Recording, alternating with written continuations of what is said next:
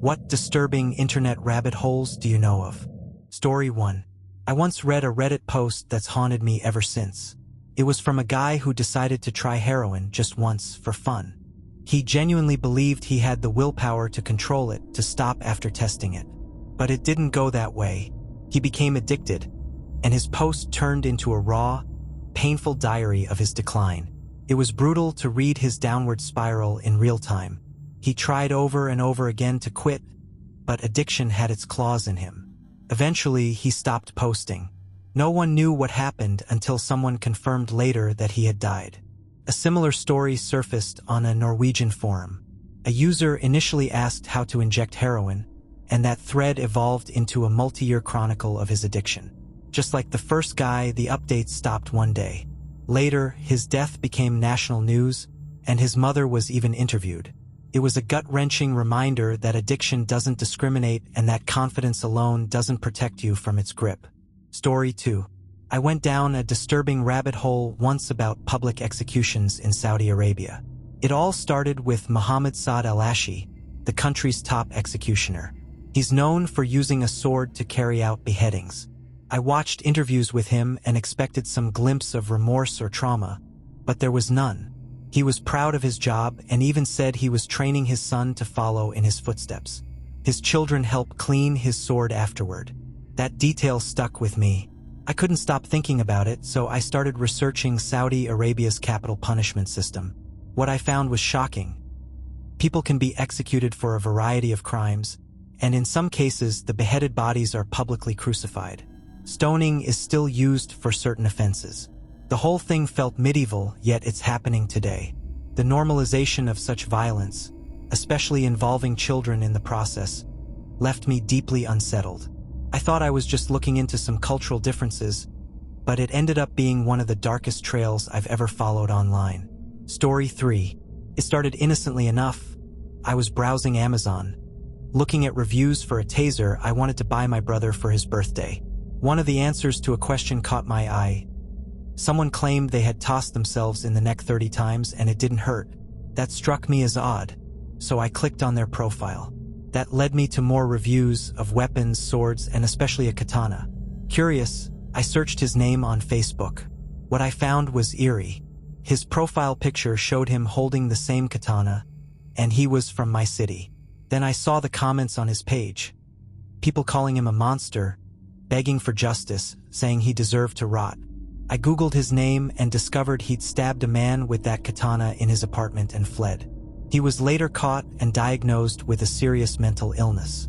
According to the article, he's now getting treatment in prison. The whole thing was surreal. I went from reading quirky Amazon questions to uncovering a murder case in my own town. It made me realize how close horror stories can really be. Story 4. I fell into a really disturbing rabbit hole about the troubled teen industry, starting with the Elon School. For those who don't know, it was an American institution that operated for decades and was basically a prison camp for kids. I read about the abuse, the therapy sessions that were more like public humiliation, and the way kids were sent there for everything from mental illness to simply not obeying parents. It's shut down now, but plenty of places like it still exist. Utah is a hub for these schools, and celebrities like Paris Hilton have spoken out about their experiences in them. My best friend actually escaped one. She'd been taken in as a teen with addiction and trauma, and they broke her down until she complied. She eventually took a job there, brainwashed into thinking she was helping others. When I met her, she was starting to question everything. Watching her wake up to what had happened was like watching someone leave a cult. She's now working to dismantle those institutions locally. I wish more people knew this industry exists. It's not therapy, it's legalized abuse. Story 5. I came across a niche blog community that I still can't shake from my mind. People obsessed with amputations and prosthetics. Some of them documented elaborate plans to lose limbs on purpose. One blog in particular haunted me. A man in South Africa was fixated on amputating his foot because he felt it didn't belong to him. He would cut it with knives and then soak it in buckets of feces to cause infection. He posted daily photos of the foot's decay, blackened skin, worsening inflammation. Then he disappeared for a while. When he came back, He explained he had collapsed from sepsis and was found unconscious by his landlord. He nearly died, but he got what he wanted. His foot was amputated. It was shocking, not just because of the imagery, but because of how far someone would go to harm themselves.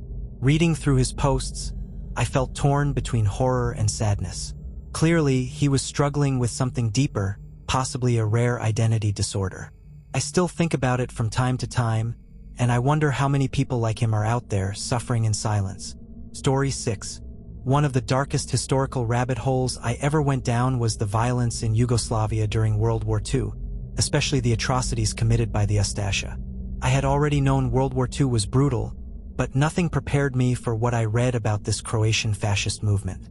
They were so violent, so sadistic, that even Nazi officials were horrified. One Nazi officer reportedly said, "This is enough to make a man vomit." That statement stuck with me. The Ustasha ran the Jasenovac concentration camp, where unspeakable acts were committed. People weren't just killed, they were mutilated, tortured, and dehumanized in ways that defy logic. It was different from other World War II horrors in that it felt more personal and grotesque, like murder for the sake of cruelty itself. Reading those accounts left me shaken for days. It's hard to grasp how humans can be capable of such depravity. I thought I had read a lot about World War II, but this was beyond anything I'd ever encountered. Story 7. I watched a documentary called The Bridge, and it sent me down a deep, emotional spiral. It focused on the Golden Gate Bridge and the people who've died by suicide there. In 2004 alone, there were 24 confirmed jumps, and the film captured 23 of them. The footage was haunting, but what really got to me were the interviews with the few who survived. They all said the same thing. The moment they jumped, they regretted it. That shocked me. It made me think about the desperation someone must feel to take that step, and the clarity that can come just moments too late. After watching, I went searching for more stories and statistics. I learned that over 1,200 people have jumped from that bridge, with a survival rate of just 2%. The more I read, the more it broke me down emotionally. I started thinking about how many people suffer in silence. That documentary changed how I think about mental health and suicide. I haven't been able to bring myself to revisit that topic since. Story 8. Last Halloween, my brother and a friend took their own lives while hiking on Mount Rainier. The pain of losing him was unbearable, but what followed made it even worse. Some hikers discovered their bodies, and instead of calling for help and giving us peace, they uploaded photos to a fetish site focused on death. Word got out, and now every week I get messages from strangers. Some demanding more photos, others blaming my family, all of them cruel. Most of my family can ignore it. We've learned how to deal with trolls and creeps. But my mom? It destroys her. She reads every message, every insult. It's horrifying to think that people like this exist. People who treat our loss like entertainment or worse, gratification. I never imagined that my brother's memorial page would become a target. It's a constant reminder of how twisted some corners of the internet really are. And yet, there's no real way to stop them. They're dug in too deep. Story 9. I started researching school shootings out of pure curiosity, but it quickly became overwhelming. I read survivor testimonies from Columbine, Sandy Hook, and even lesser-known incidents around the world. I imagined myself in those scenarios, what I'd do, how I'd protect my little brother, and ended up crying more than once. The survivors' words were raw, filled with trauma and grief. Then I found forums and groups that actually praised the shooters. That made me sick to my stomach. I didn't know such communities existed. I thought I understood the horror of school shootings, but I realized I'd only scratched the surface. What really disturbed me were the statistical trends. These events aren't isolated, they're becoming more frequent globally. I read studies analyzing causes, patterns, and warning signs, and it just made everything feel more hopeless. I wish I hadn't gone down that path. Knowing all of this doesn't make me feel safer, it just makes me more afraid for the children growing up today. Story 10. I got really into reading about ancient civilizations, and somehow ended up deep diving into Aztec and Mayan rituals. What I found was both fascinating and horrifying. The Aztecs, for instance, believed that human sacrifice was necessary to keep the universe running. According to historians, they sacrificed people regularly, often daily. But the most shocking part was learning about large-scale events where thousands of people were killed in a single ceremony.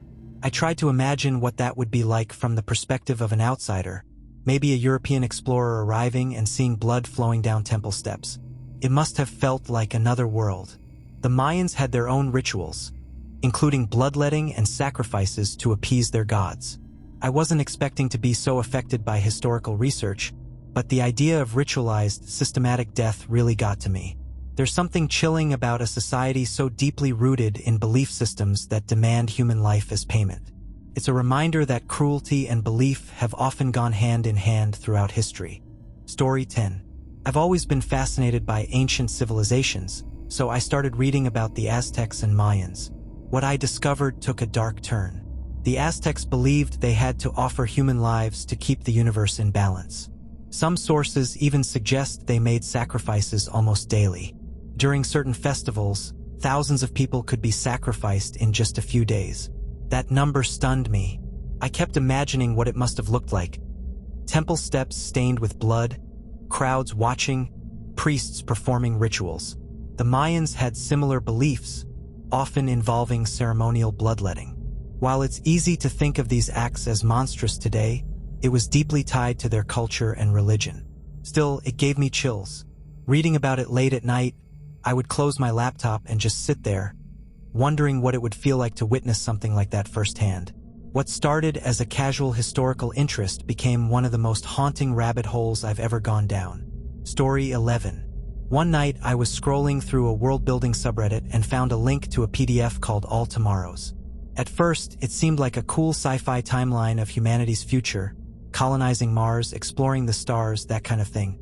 But the further I read, the darker it got.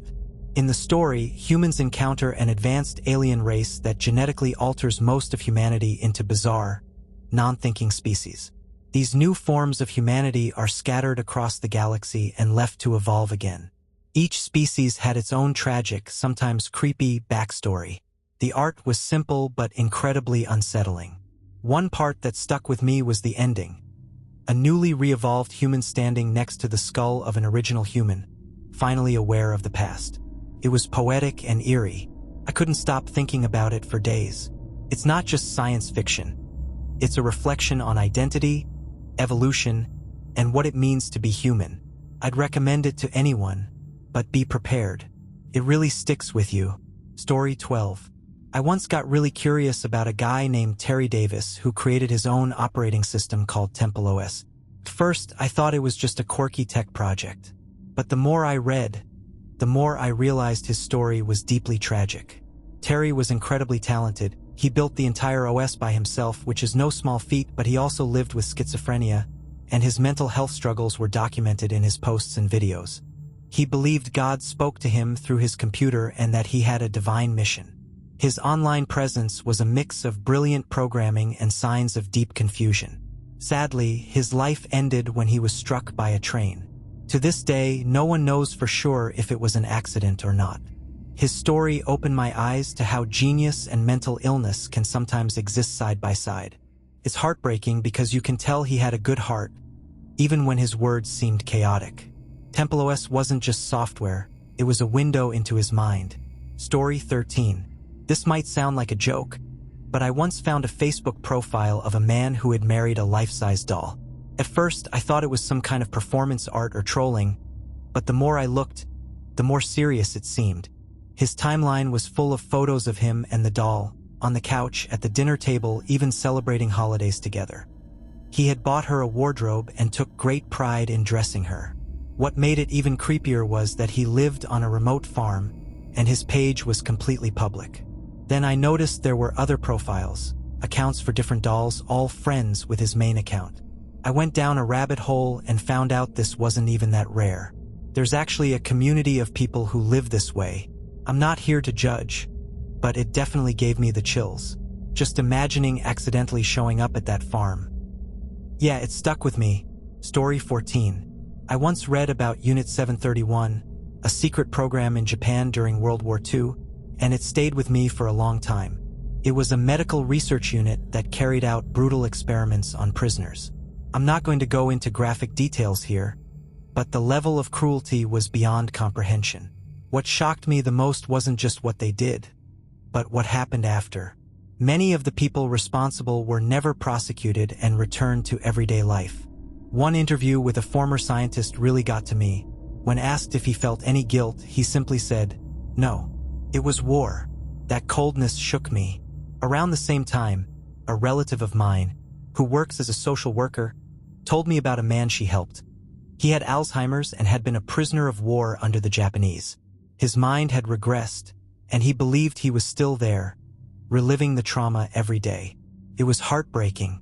Sometimes I wish I hadn't read any of it, but I also think it's important that people know what happened. Story 15. One story that really stuck with me was about a man named John Edward Jones. He got stuck in a narrow passageway inside Nutty Putty Cave in Utah back in 2009. I read everything about it, watched videos, and even looked at diagrams of the cave. It's terrifying. He was basically upside down, wedged in a tight crevice, and rescuers couldn't get him out. They talked to him for hours, tried everything, and still couldn't free him. Eventually, they had to make the heartbreaking decision to seal the cave with his body still inside. I couldn't stop thinking about how he must have felt. Trapped, in pain, completely helpless. I'm not claustrophobic, but even reading about it made my chest tighten. It's one of those stories that makes you appreciate life but also makes you deeply uncomfortable. I haven't been able to look at cave exploration the same way since. Story 16. Back when I was active on a car forum, someone posted a link to an auto salvage site that sold biohazard vehicles. These were cars that had been involved in violent incidents, accidents, crimes, even unattended deaths. The listings were incredibly graphic, sometimes showing bloodstains or damage clearly linked to tragic events. What freaked me out even more was that users started connecting the cars to real news stories. They'd find the VIN number, then match it to articles about fatal crashes or even crimes. It was like forensic detective work, but extremely unsettling. I spent more time than I care to admit looking through those listings.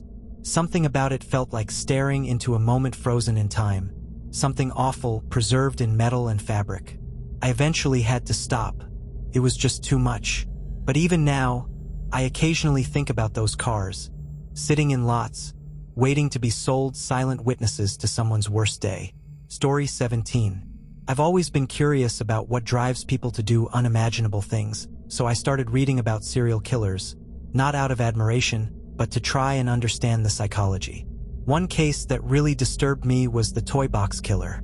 I found a transcript of his personal manual online, and it was one of the most horrific things I've ever read. It wasn't just the violence, it was the cold, methodical way he described what he did. I had to stop halfway through and walk away. For days afterward, I felt off. I couldn't sleep properly, and I kept thinking about the victims. That rabbit hole reminded me that sometimes curiosity can take you to places you're not emotionally prepared for. I don't regret learning about it. It made me more aware of how important it is to protect vulnerable people, but I definitely wouldn't recommend reading that kind of stuff lightly. It stays with you. Story 18. The story of Junko Furuta is probably the most disturbing thing I've ever come across on the internet. She was a Japanese teenager who was abducted and tortured for weeks by a group of boys. I won't go into the details, they're too much, but it was beyond heartbreaking. What makes it worse is that the perpetrators received shockingly light sentences, and some have even reoffended since. I first learned about her story through a video that warned it wasn't for the faint of heart. I was just a kid at the time and thought I could handle it. I was wrong. That video stuck with me for years. Just hearing her name still makes me deeply uncomfortable. I can't understand how people can do something so cruel to another human being. It's one of those stories that makes you lose a little faith in humanity. But I think it's important to remember her, not for the horror she endured, but because she deserves to be remembered with compassion and justice. Story 19. One of the strangest corners of the internet I've ever found was a subreddit dedicated to something called group stalking. Basically, it's filled with people who believe they're being followed, watched, or harassed by organized groups. At first, I thought it was just a few isolated individuals. But the more I read, the more I realized there are thousands of people who genuinely believe this is happening to them. They share evidence, theories, and coping strategies. Even though I don't personally believe it's real, the conviction in these posts is unnerving. After spending a few hours on the subreddit, I started second-guessing everything. Was that car behind me really just a coincidence? Rationally, I knew it was, but the paranoia was contagious. That experience taught me just how powerful belief can be, especially when people are dealing with mental health struggles. I haven't gone back to that subreddit since, but it left a lasting impression on me. Story 20. I'd never heard of the Holodomor until a Reddit comment sent me down the rabbit hole. It was a mass famine in Soviet Ukraine during the early 1930s, and millions of people died. Some historians believe it was caused by government mismanagement, while others think it was a deliberate act to suppress political resistance. Either way, the survivor testimonies are devastating. One letter from a doctor wrote, "I have not yet become a cannibal, but I'm not sure I won't be one by the time this letter reaches you." That line broke me. People who refused to steal or hurt others died first. Those who gave food to others died. Those who tried to hold onto their humanity paid the highest price. I had no idea this even happened. It's rarely taught in schools, especially outside of Ukraine. Reading about it made me realize how many stories like this are hidden from us. We remember some tragedies, but others get buried, and that's its own kind of injustice. Story 21.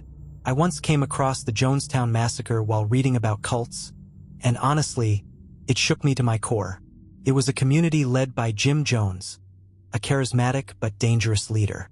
In 1978, over 900 people died there in what was essentially a forced mass suicide.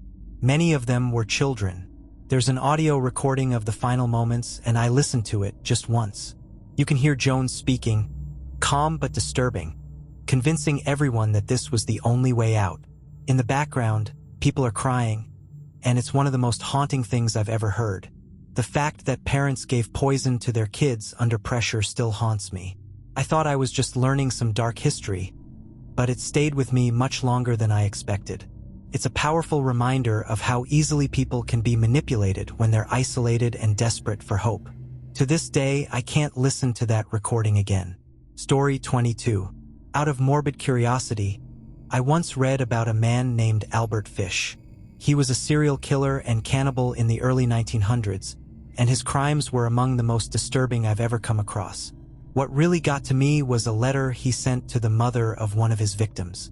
He described in shocking detail what he had done, and he wrote it as if he didn't feel remorse.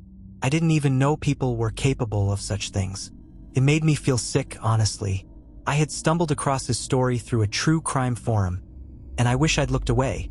Some stories are just too dark to shake, and this one stayed in my head for weeks. It's one of those cases that reminds you real monsters exist. Not in horror movies, but in real life. I stopped reading about true crime for a while after that. Sometimes knowing the truth can be too much. Story 23. I've read some dark stories online, but the case of Sylvia Likens is one that really stuck with me. She was a teenage girl in the 1960s who was left in the care of a woman named Gertrude Banaszewski. What followed was months of abuse that escalated into something truly horrifying. Neighbors and even other kids were involved. It wasn't just one person, it was a group effort in cruelty. I couldn't believe it actually happened. I remember thinking, where were the adults?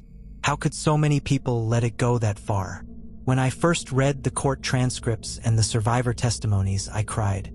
There's something especially disturbing when the victim is a child, and when the people hurting her are other children and supposed caregivers. I couldn't stop thinking about how helpless she must have felt. I don't usually go looking for stories like that, but once you know about it, it's impossible to forget. It made me more aware of how important it is to speak up when something feels wrong. Story 24.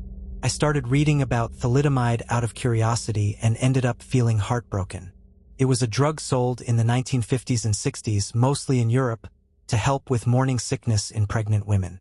At the time, it was marketed as completely safe. But it wasn't. Thousands of babies were born with severe birth defects, missing limbs, underdeveloped organs, and other life-altering conditions.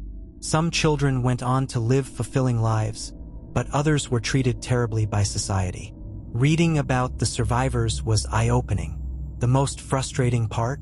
The pharmaceutical company behind the drug never fully took responsibility. I couldn't believe how long it took for the truth to come out. It made me question how much blind trust we put into companies and products. The whole story reminded me that progress can sometimes come at a terrible human cost. It's a part of history that isn't talked about enough, and it made me more cautious about what we consider safe. Story 25. One week, I found myself fixated on missing persons cases, especially ones involving John and Jane Does who have never been identified. It started with a Reddit post about cold cases, and I fell into hours of reading. There was something deeply sad about people disappearing and no one ever coming to claim them.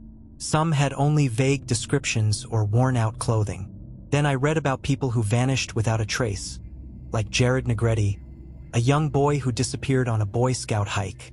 That one wrecked me. I hike with kids sometimes, and the thought of losing someone like that is terrifying.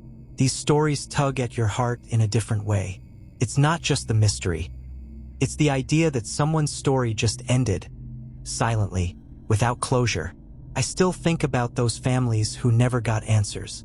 It made me realize how fragile life is and how quickly someone can be gone. Just like that. Story 26.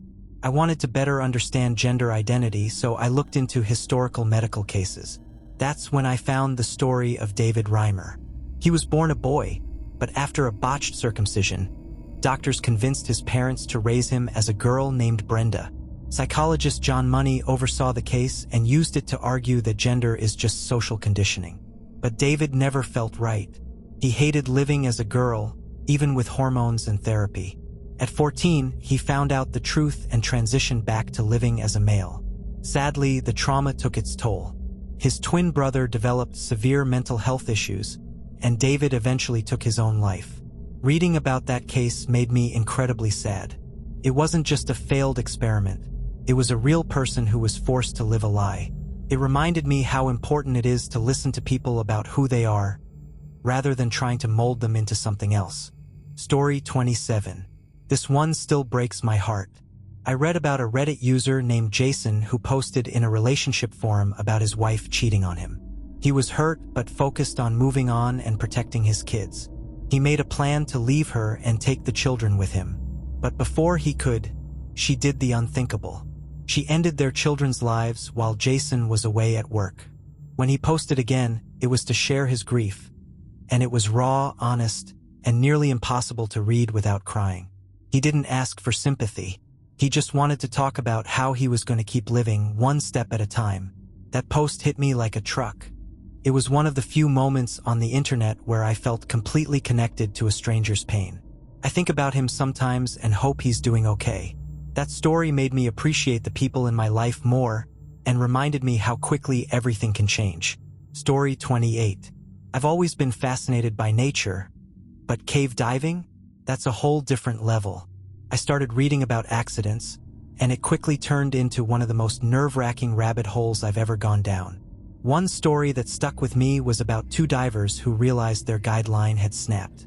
They were trapped in a tiny air pocket, and only one had enough oxygen to try and find help. The other had to wait, alone, in complete darkness, for hours, not knowing if rescue would come. It gives me chills just thinking about it. I can't even swim under pool toys without getting anxious, so imagining that kind of isolation and pressure underwater is terrifying. These stories made me respect the cave diving community even more. They're incredibly brave, but reading those accounts also reminded me how dangerous these adventures can be. It's beautiful and terrifying all at once. Story 29. I was listening to a podcast about Mount Everest when I heard about something that completely floored me. Many of the bodies of climbers who die there are never brought down. The conditions are too extreme, and in some cases, the bodies have been there for decades. Some are even used as landmarks by other climbers. That stuck with me. I started reading more about it and found stories about climbers who got separated from their teams, ran out of oxygen, or simply froze where they stood. One climber, David Sharp, died alone while others passed by, unable to help without risking their own lives. It's a brutal reminder that nature doesn't play favorites. Even with all our gear and planning, the mountain doesn't care. I still think about how many of those people were chasing a dream, only to become part of the mountain forever. It is both sad and strangely poetic. Story 30. Years ago, I was watching a YouTube video about Elvis Presley's last phone call. In the comments, there was a guy claiming to have been close to Elvis. He seemed off, so I clicked his profile. That led me to a strange website, his personal blog. It was one of the most bizarre things I've ever seen. He had long posts about being a famous architect, claimed he had designed iconic buildings, and said he was friends with countless celebrities. It was like reading someone's inner world, completely detached from reality. At first, it was funny, but then it just felt sad.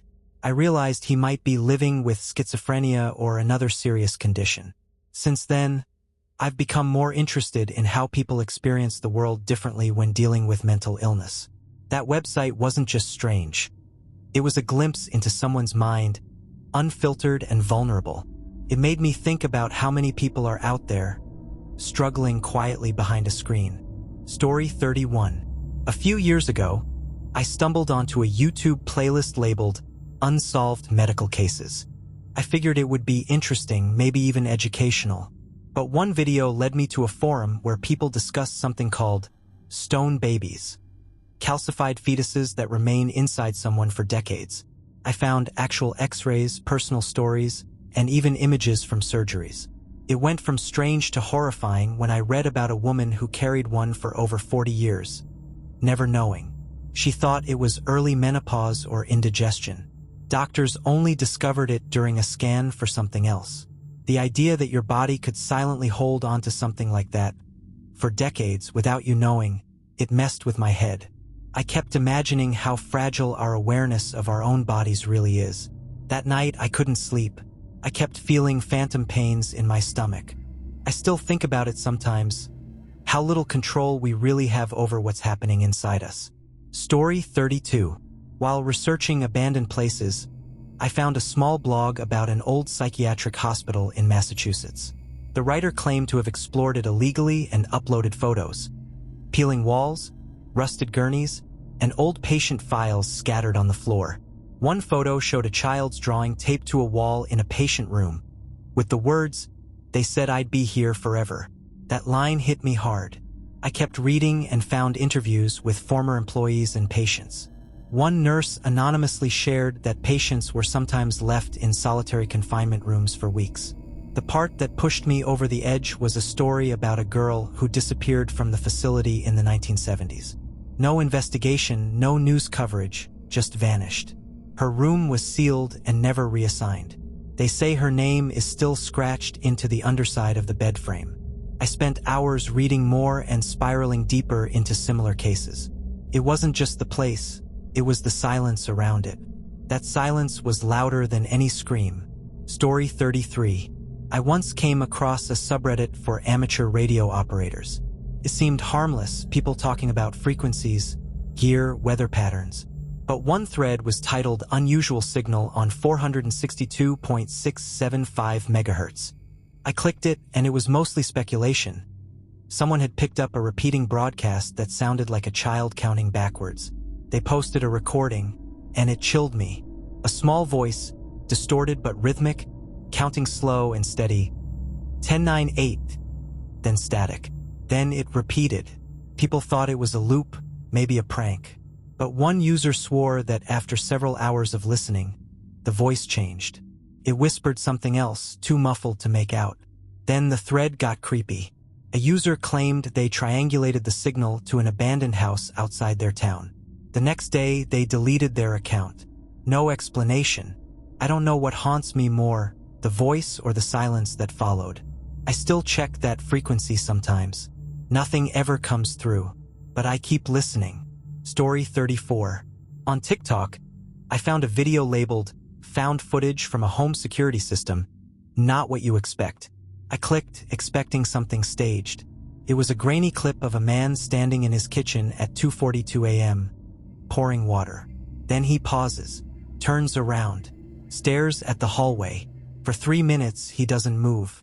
Then he calmly walks to the hallway and disappears from frame. The next clip is from the same camera, but the timestamp is 2 minutes later. The man walks back into frame, but he's soaking wet, with muddy footprints behind him. He pours a second glass of water and resumes drinking. The comments were filled with people saying it must be fake. But someone posted a follow-up. They were the original uploader's sister. She said he was missing. The video was real. Police reviewed the footage and couldn't explain it. The mud didn't match their neighborhood, and the time gap didn't allow him to go far. I never found out how that story ended. I've stopped watching found footage clips since then. Some things are too real to shake. Story 35. I once tried to learn about lucid dreaming, which led me to forums about sleep paralysis. I thought it was going to be harmless, just stories about weird dreams. But one post described a recurring figure that kept showing up in different users' experiences. A tall, shadowy man with no face, watching from corners or sitting on their chest. At first, I thought it was just people influencing each other. But then I started seeing him too. The first time, I woke up frozen, heart racing, and there he was, standing in my doorway. I couldn't scream, couldn't blink. He didn't move, just watched. Felt like hours. When I could finally move, he vanished. I went back to the forum and found dozens of similar stories. Different countries, different ages, but the same man. Some called him the Watcher, others Sleep Man. I haven't gone back to those forums. I stopped reading anything about lucid dreaming altogether. Even now, I sleep with the hallway light on. I haven't seen him since, but I still feel him sometimes, just out of view. Story 36. I used to browse old web archives just for fun, checking out forgotten blogs and websites from the early 2000s. One day, I found a site called The Mirror House. It was basic HTML, black background, white text. The homepage just said, "Enter carefully. You might not come back the same." Curious, I clicked through. The pages were filled with diary entries from someone who believed their reflection was alive and watching them. The entries started off sounding like paranoia, but they became more detailed, almost like the reflection had a personality. It knew things the writer hadn't said aloud. The last post was just 3 words. I switched places. I tried to find more, but the domain had been wiped a week later. Sounds dumb, I know, but the idea stuck with me. I started avoiding mirrors at night. Once, I swear I saw my reflection smile before I did. Just a split-second delay. Could have been nothing. But every now and then, I cover my mirrors before bed, just in case. Story 37. I was researching unsolved disappearances for a college paper and ended up reading about a case I'd never heard of. A teenage girl vanished in the 90s, last seen walking home from school. What made it strange was that months later, her parents started receiving voicemails, always at 3:17 a.m. The messages were garbled, like static mixed with crying. They reported it to the police, but nothing came of it. Years later, someone uploaded the audio files to a paranormal forum. I listened to one. It was barely audible, but you could hear a voice saying something like, "I'm still here." That sentence haunted me. I went deeper and found a theory that she had been held captive in an underground bunker. The weird part? Someone else posted coordinates that led to an abandoned storm drain system near her town. I checked Street View. The entrance was chained shut. I still don't know if it was just internet fiction or something real, but I often wonder, what if she really was trying to reach someone the only way she could? Story 38. A few years ago, I found a YouTube channel that uploaded nothing but silent videos of forests. No narration, no music, just 10-minute clips of trees, snow, or fog. The titles were always dates. I thought it was an art project. But then people started noticing small things in the background. A figure barely visible between trees, or a flicker of movement that didn't match the wind. One clip had a woman standing perfectly still behind a bush. Another had what looked like a hand reaching from behind a tree, then pulling back. The comments became a community of people trying to decode what was going on. Then, the channel posted a video titled, "Soon." It was just blackness and breathing. The channel disappeared a week later, deleted without a trace. I still think about it. What was it for? Was it a project? Or was someone trying to tell a story through clues? I've looked for re-uploads, but nothing feels as creepy as watching those original videos in the middle of the night, headphones on, wondering if I'd catch something no one else had seen yet. Story 39.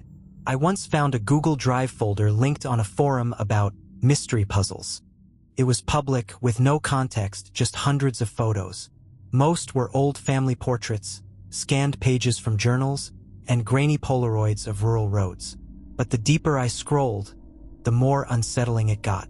One video clip showed someone walking through a cornfield at night. No flashlight, just heavy breathing and distant whispers. Another image looked like a child's drawing of a house, but the windows were blacked out and the sky was red. The worst was a photo of a living room where every surface, walls, couch, coffee table, was covered in printed-out photos of the same woman's face. No explanation, no names. The folder was deleted a few days later. I saved a few images, but I deleted them eventually. It didn't feel right keeping them. Sometimes I wonder if it was all part of a game, or if I stumbled onto something that was never meant to be shared. Either way, I don't open random Google Drive links anymore. Story 40. I used to read creepypasta late at night, just for the thrill. One post led me to a thread about the third sound. It claimed that beyond hearing and seeing, there was a hidden sense, something we all used as children but forgot as we grew older. The thread linked to an audio file, promising it would reawaken that sense. Against my better judgment, I put on my headphones and listened. At first, it was just white noise like TV static. But then it shifted, low tones, like distant thunder underwater. I suddenly felt like I wasn't alone. My skin prickled. The sound stopped, but the feeling didn't. For the next few nights, I kept waking up at exactly 4:12 a.m., heart racing, wide awake. There was always a faint buzzing in my ears. I deleted the file, reset my devices, even changed my sleep schedule. Eventually, it stopped. But to this day, I won't listen to files without knowing what they are. And sometimes I wonder, what if it did awaken something? And what if I just can't hear it anymore? Story 41. I once found a website that claimed to let you send a message to your future self. It wasn't just email. It said it would deliver the message by any means necessary. I wrote something harmless, just a reminder to breathe, and added my name and birth date. I forgot about it. Then, 3 years later, I got a letter in the mail, handwritten, addressed in my handwriting. It was the message I'd sent. No return address. I live alone, had moved twice since then, and never updated anything. I don't know how they found me. The letter smelled like old paper, even though I'd written it digitally. I posted about it, hoping someone would say it was a known service or prank. No one had heard of it. I tried going back to the website, but it was gone. Domain expired. I still have the letter. And every once in a while, I wonder what would have happened if I'd written something darker. Story 42. During lockdown, I got obsessed with old police scanner recordings. Most were boring traffic stops, noise complaints, but one stuck with me. It was from a small town in Oregon. The dispatcher mentioned a woman who kept calling 911, saying there was a man standing on her ceiling.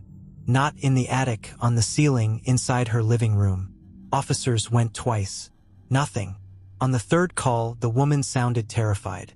She whispered, "He's smiling now." Then the line went dead. The dispatcher sent a unit. When they arrived, the house was empty. No forced entry, no woman. But the officer's body cam caught something strange. Faint footprints on the ceiling, like soot marks. The clip was deleted from the site a week later. I saved it. It was grainy and short, but I've watched it dozens of times. I don't know what happened to her. I don't even know if she was real, but I haven't listened to scanner recordings since. Some mysteries are better left open. Story 43. I was deep into AI art before it went mainstream. One night, I found a small Discord server where people were testing a lesser-known image generator. The prompt themes were dark, dreams, grief, trauma. One user, Mirror7, kept uploading the same twisted face over and over, each version more distorted than the last. When asked about it, they said, "It's my mother. She won't stop staring at me." People thought it was a roleplay. Then the bot started generating that same face for other users, even when they used unrelated prompts. I tried it myself. I typed sunset over a lake. It returned a woman's face, eyes wide, mouth open like she was screaming. The same one. I left the server that night. A few days later, someone posted that Mirror 7 had deleted all their accounts. No trace, but the face still shows up occasionally in random AI art posts. Same eyes, same scream. I haven't used that generator since. Story 44. I got into genealogy during the pandemic and signed up for a DNA testing service. It was fun at first, finding distant cousins, seeing where my ancestors came from. But then I got a message through the site's internal inbox. It said, "You're not who you think you are. Call me." No name, just a number. Against my better judgment, I called. A woman answered, crying. She told me her father had confessed on his deathbed that I was her half-brother. She'd been looking for me for years. I was stunned. My parents had never mentioned anything like this. I asked my mom, and after a long pause, she confirmed it. A one-time thing decades ago. I felt like my whole identity cracked. But what really unnerved me was the timing. How did that woman know the exact moment to reach out? She said she felt it.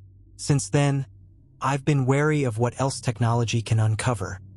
Truths we're not always ready to face. Story 45.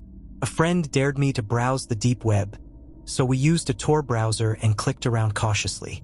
Most of it was junk, outdated forums, weird conspiracy rants. But then we found a page called The Listening Room. It was just a black screen with an embedded player and a caption. "Only those who hear can leave." We pressed play.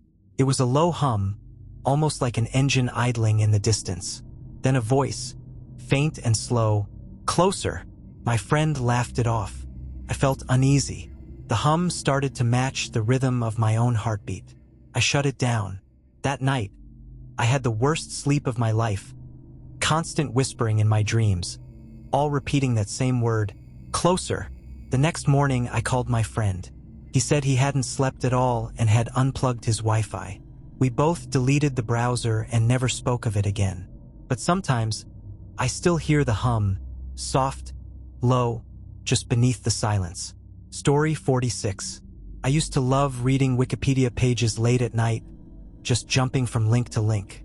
One night, I landed on a page about number stations. Those creepy radio broadcasts with robotic voices reading sequences of numbers. I clicked on a sample recording. It was eerie but harmless.